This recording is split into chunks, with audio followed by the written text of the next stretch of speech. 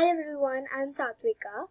So my previous video was NCERT Class 7 Science, Chapter 5, which is Acids, Bases and Salts. So I have completed part 1 of this chapter. So I'll start with part 2. So before starting this part 2, I'll just recapitulate what all we have learned in part 1. Okay? So we have learned in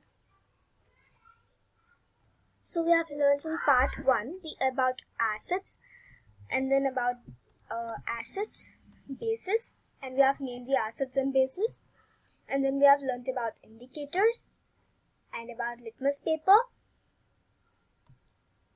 and what is neutral substance, and we have tested the solution with litmus paper, and we have learnt about China rose extract, and we have tested the solutions with China rose.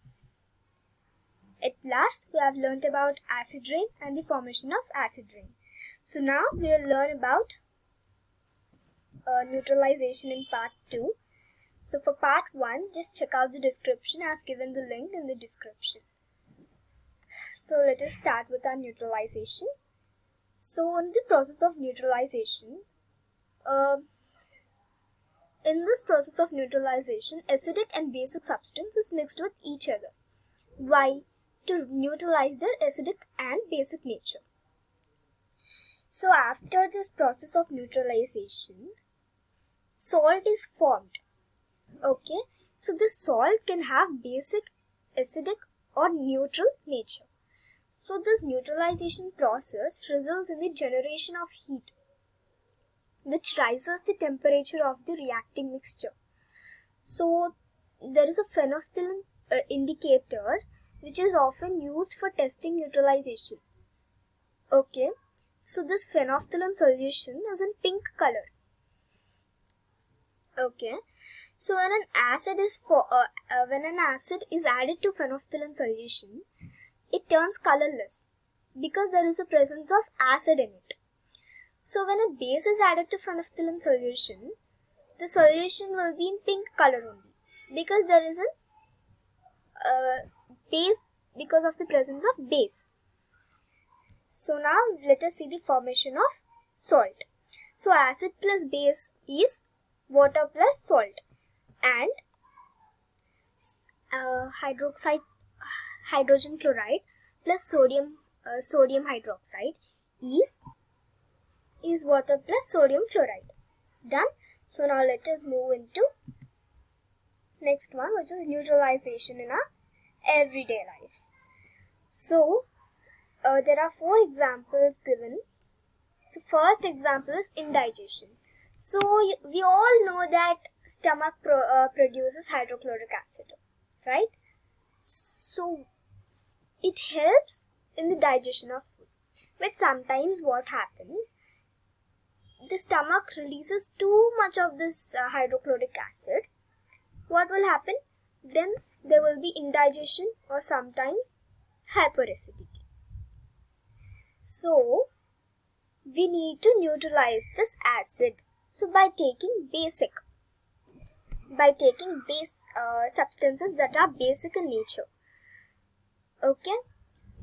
So for example, we can take milk of magnesia, right? It's a basic substance that can neutralize the acid of the stomach.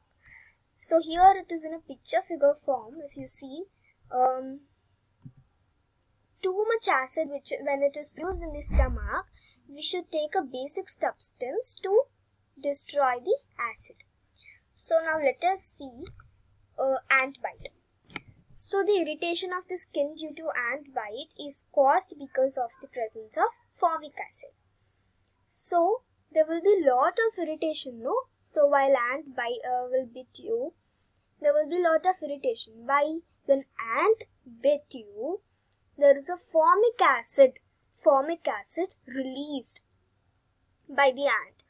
Okay. So we need to neutralize it with a basic substance. So we can put baking soda or hydrogen carbonate. Okay. or we can keep some basic substance to neutralize this effect. Done. So now comes soil treatment. So plants need a soil which is neutral in nature, but using chemical fertilizers on soil can turn into acidic. So to treat this acidic soil, we used quicklime, which is calcium oxide, or slaked lime, which is calcium hydroxide. Okay, so this basic soil can be treated by adding organic substance to it, as they release acids with decomposing into soil. So now fourth one comes factory waste. So the factory waste is acidic in nature and cannot be directly dumped anywhere.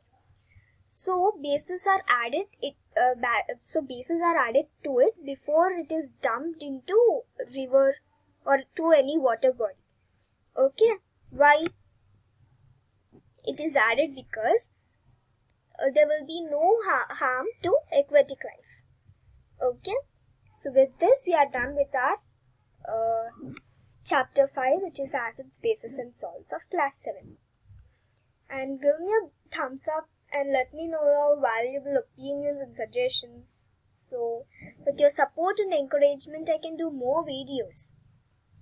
And thank you so much for watching this video.